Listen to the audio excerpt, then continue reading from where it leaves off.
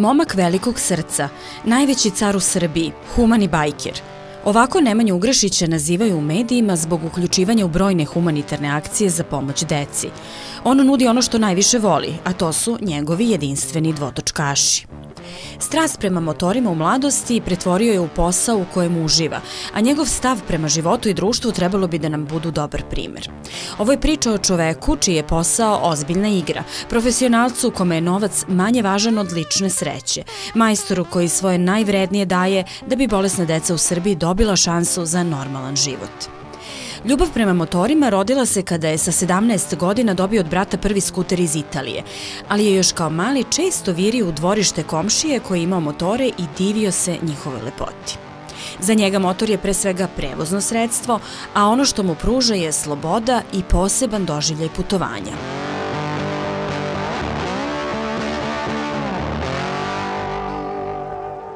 Prosto motocikli kao motocikli između ostalog vezuju ljude međusobno. Znači nije to samo ta sloboda kad se, bilo koji put, znači kad se putuje negde na motociklu i u automobilu su potpuno dve različite stvari. Znači motocikl je neka ipak sloboda. Znači osjećaj svakog mirisa, osjećaj svakog vetra, ono prosto full color ti je doživljaj svega. Da li reka, da li planina, da li oblaka, da li on... Druga stvar, na motoru možeš da pokisneš, na motoru ti bude vruće, na motoru ti bude, ipak to ti pravi neku pasiju.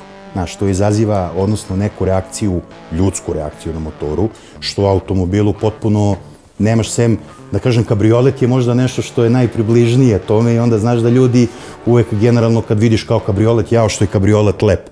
Opet, sad, kad me pitaš, u stvari sad kad se priseti malo, nisam je nešto mnogo srećniji bio na ozbiljnijim motorima nego na tom malom skuteru, ali prva ljubav mi je svakako bio neki Suzuki koji sam kupio, na primjer, 2007. 2008.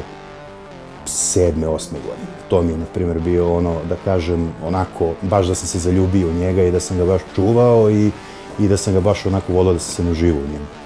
Dva kumstva i mnogo iskrenih prijateljstava najvrednije je što mu je ta ljubav donela. Nije član ni jednog motokluba ni asocijacije, a kaže da mu nije ni važno koji motor vozi, sve dok je udoban i pre svega siguran. Ranije sam, ko klinac smo svi vozili one trkačke motore, to nam je bio san, Valentino Rossi, ne znam, sad tu razumeš cela ta ekipa iz MotoGP-a, ali onda kako vremenom kreneš da putuješ, odnosno znaš, hoćeš da gaziš kilometre, hoćeš da budeš, što bi se reklo, slobodan, onda u principu kreneš da menjaš profil motora, to je, odnosno sa tih nekih sportskih motora na neke putne motore.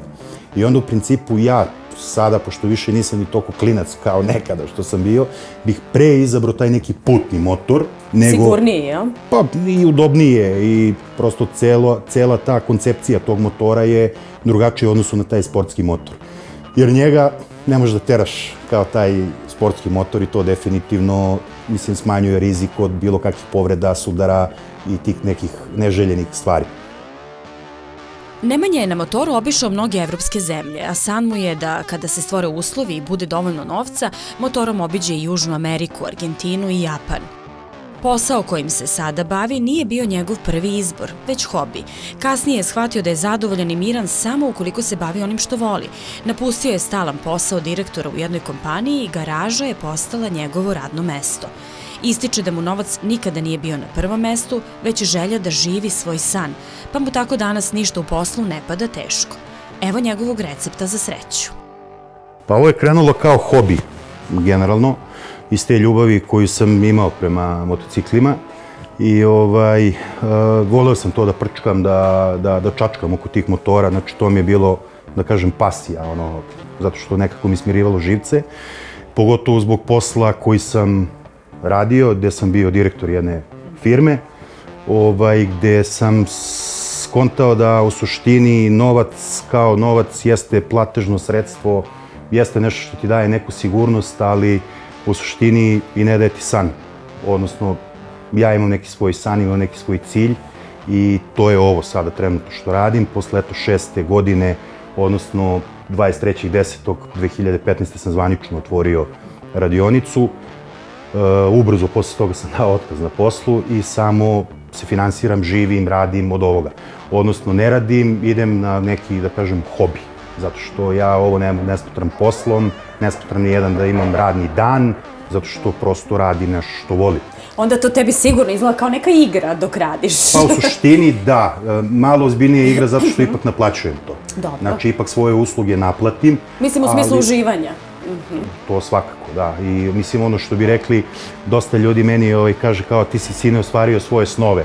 U fazonu kao ono radiš nešto što voliš. Slažem se, jeste, ali sam pre nego što sam samo u radionici, kao radionici krenuo da radim, radio 7 godina dupli posao. Znači od ujutru od 7 do, 5 popodne sam bio na poslu, dođem ovde u 6 i budem do 11-12 uveče. I onda jedva čekam vikend da dođem da mogu da budem samo u radionici. Šta tačno Nemanja radi u svojoj garaži?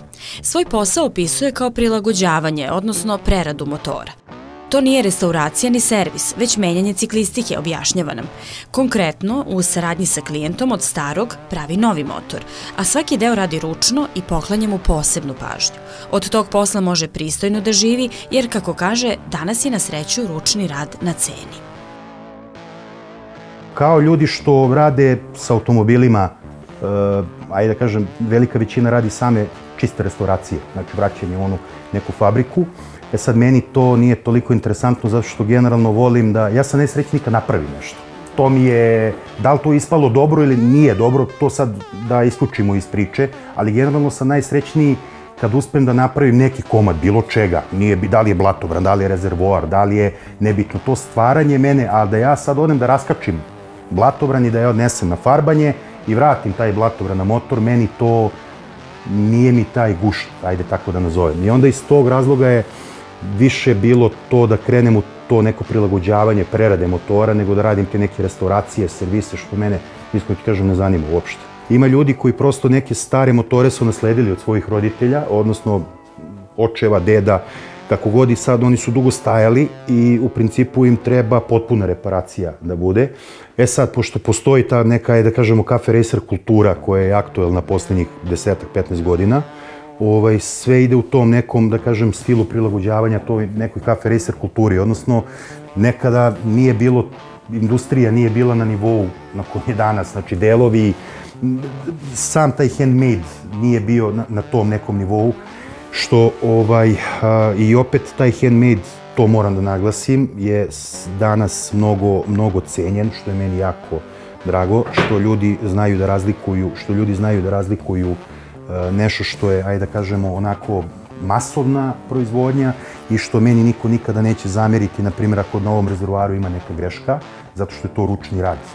I to zapravo daje taj pečat. Tako je. Sad, ti svi stari motori koji su, na primjer, nasledili od roditelja ili od baba i deda, kako god, nije ni bitno, a bili su klinci tada i gledali su neke trke na ušću, gledali su, ne znam, nisu mogli sebi da priušte, da kažemo, te neke, ajde, nazovi rejs motore, onda oni u principu taj motocikl prilagodimo u tu neku kafe racer kulturu, odnosno da on dobije malo, ostane u tom nekom retro luku, ali ipak malo da bude moderniji. Od stanja motora zavisi koliko dugo će mu trebati da ga završi, a taj proces nekada traje i nekoliko meseci. Ono što je važno jeste da motor bude mehanički ispravan, a dizajn osmišljava zajedno sa klijentom. U tom procesu mu je veoma bitno da obe strane budu zadovoljne. Sreća moja je što svi ti ljudi koji rade, sve te moji klijenti, imaju neku, da kažem, dobru priču i imaju ukusa.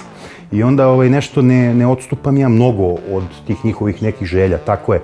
Sad ja kad sam krenuo ovo da radim, nisam imao potpune i celokupne vizije motora, kako bi on trebao da izgleda. Sad, tačno kad mi dođe motor, ja ne otprilike, nego 97%, na primjer, stvari, znam kako će on da izgleda do kraja. Tu ne grešim jedan, bukvalno da on. Sad, naravno, mora da bude opet ta 3% to neko prilagođavanje, nešto prosto negde promašim, negde bude dobro, neka njihova želja, možda se njima ne sviđa. Ukusi su tu sad, treba napraviti, da kažemo, taj kompromis da budu oni zadovoljni i da ja budem zadovoljan sa tim finalnim proizvodom. To je najbitnije od svega. Nemanjini klijenti su uglavnom iz inostranstva. To su pravi zaljubljenici u motore koji žele da voze jedinstvene dvotočkaše. On nema radno vreme, trudi se da stalno uči nove stvari, a kaže da je važno da čovjek bude posvećen i vredan ako želi da bude uspešan u poslu. U svojoj garaži provodi u proseku više od 10 sati dnevno. Mora mnogo da se radi. To je, znači, mora da se... Ja sam imao sreću što sam sve do sada što sam naučio sam od starih majstora. I to je moja najveća sreća od svega. I odnosno svi ti stari majstori su meni prijatelji postali. Ja jesam sam, znači one man only u radionici, ja svoje projekte guram sam 95 do 96, 7, 8%. Ako negde zapnem, imam pomoć. Znači od ljudi od kojih sam učio mehaniku, od ljudi od kojih sam učio zavarivanje, od ljudi od kojih sam učio metal shaping, znači svi oni hoće da mi pomognu i dalje. Ali ja generalno guram, sve to u principu guram sam. E sad, moje radno vreme, kao što si me pitala, kad si došao jutros, ja sam ti rekao u 7:10, 7:15, ja ću večeras da odem odavde u 8, pola 9, 9, ne znam, možda ću da ostanem do 1 ujutru, to mi se jako često dešava, kad pogotovo ili mi ide posao ili mi ne ide posao, pa onda moram da, kad ide posao da iskoristim, a kad ne ide posao zato što prosto ne ide, pa treba mi više vremena da rešim. Da biram, mislim, mogu da biram, da, ali u principu ne okrećem ljudima leđa, zato što ja kad sam bio klinac sam imao 100 nekih problema gde nisam mogu da rešim to nešto oko motora, a znam koliko ljudi ipak vole svoje te motocikle i koliko vole da se voze. I u stvari ne moraju da se voze, nego prosto ako neko u Srbiji sa platom od, što smo rekli već koliko, prosečnom nekom, može da priušti sebi da ima taj neki motocikl, pored svega, pored dvoje dece, pored žene, pored svega, svih obaveza koje treba da ima. Ja nemam nekako pravo da mu oduzmem tu ljubav, odnosno on mora da bude srećan sa tim motorom, odnosno mora da bude ispravna sprava što se mene tiče. Znači on kad sedne na motor mora da dođe kući, mislim, kod to dvoje dece bar. Ono što ovog momka izdvaja jeste to što ima veliko srce i redovno se uključuje u humanitarne akcije za pomoć bolesnoj deci u Srbiji. Cilj mu je, kaže, da svojim primerom motiviše što veći broj ljudi da pomognu na svoj način. Dete kao dete ne zaslužuje i ne sme da bude bolesno. Mislim, to je neka moja logika i uvijek sam se pitao zašto su deca bolesna. Mislim, zašto je majka priroda to tako napravila, mislim. I onda u principu moraju da odrastu, moraju da imaju neki svoj životni izbor. Ja kao neko ko je bukvalno napravio taj neki svoj izbor i koji radim nešto što volim i pružam i neku za Srbiju pristojnu egzistenciju. Znači mogu pristojno da živim, ne znam kako, ali mogu pristojno da živim i mogu da priuštim sebi da mogu da prodam motor za neko bolesno dete, pogotovo kad je ta neka terapija $2,5 miliona, što je za mene potpuno neshvatljivo, nenormalno. Da tumori na mozgu, sad smo skupljali, videla si to za onu malu Saru, to su moji drugari iz fondacije Rodoljublje, čiji sam član. Oni su svi momci iz kraja, oni su to pokrenuli baš iz razloga, eto, zato što ni njima to nije pravo da neko dete može tako da, bez svog nekog izbora, znači da bude bolesno, razumeš? 250.000 eura, na primjer, operacija tumora na mozgu. To su, mislim, potpuno neke nerealne cifre za obične ljude koji rade za neke normalne plate. I onda, iz tog razloga nijedan taj moj motor ne napravi neku radikalnu svotu novca. Znači, ne napravi da će to nešto bilo šta promeniti kod njih na računu, u smislu to je da li je 2.000, da li je 5.000, da li je kao Harley Davidson što smo prodali za Gavrila sad za 12.000 evra. 12.000 evra na 2,5 miliona eura je, mislim, kap u moru, to je koliko? 0,0005%, mislim, u bukvalnom smislu, pola. Ali, to je pokrenulo druge ljude. Na Twitteru impresije, odnosno šerovanja, retvitovi i ostalo na svim društvenim mrežama, ode na 700.000 ljudi. To je poenta svakog mog posta.